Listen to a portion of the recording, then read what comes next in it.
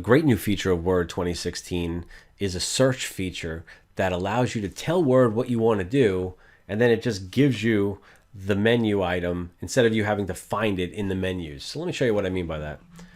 Let's just say if you go up here in the ribbon, right past where the ribbon menus end, it just asks you, tell me what you want to do. And you literally just click this. And if you just say, hey, I'd like to highlight text, right? So if I click on highlight text, and as you start typing, text highlight color.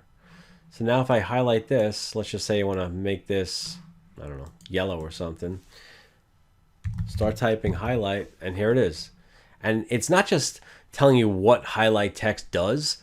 This allows you to actually highlight the text. So if I click on this arrow, I want to highlight this yellow.